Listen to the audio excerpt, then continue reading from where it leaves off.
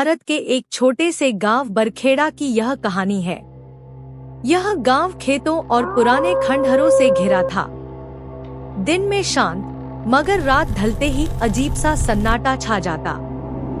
गांव के बाहर टूटी हवेली और पीपल के पेड़ को लोग अभिशप्त मानते थे।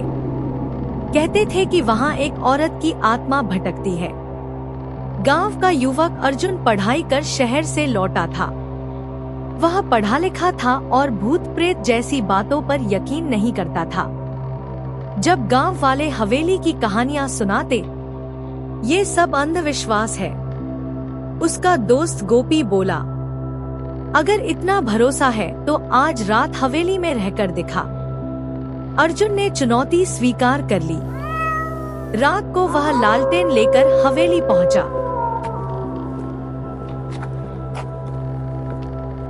जंग खाए दरवाजे से घुसते ही अजीब सी ठंडी हवा चली। मकड़ी के जाले, टूटी खिड़कियां और सन्नाटा। वह हॉल में बिस्तर डालकर बैठ गया। आधी रात होते होते ऊपर से कदमों की आवाज आई।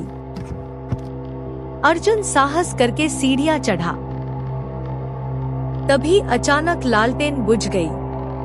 अंधेरे में उसने देखा सफेद साड़ी में एक औरत, खुले बाल, चमकती आंखें।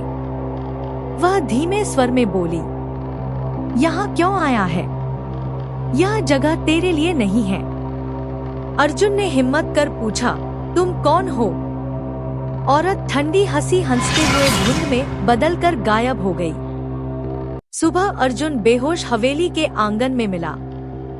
जब उसने घटना बताई तो गांव के बुजुर्ग बोले, वह राधा की आत्मा थी, ठाकुर रणविजय की बेटी।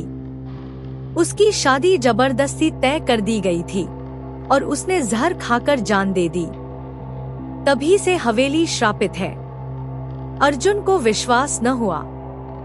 उसने हवेली की जांच शुरू की। एक कमरे में उसे पुरानी डायरी मिली जिस पर लिखा था, मैंने आत्महत्या नहीं की, मेरी हत्या हुई है। मेरे ही पिता ने मुझे मारा। अर्जुन फिर हवेली पहुंचा। आधी रात को वही औरत सामने आई। अर्जुन बोला, राधा, मैंने डायरी पढ़ ली, सच बताओ। औरत की आंखें भर आईं। हाँ, मेरे ही पिता ने मुझे मारा।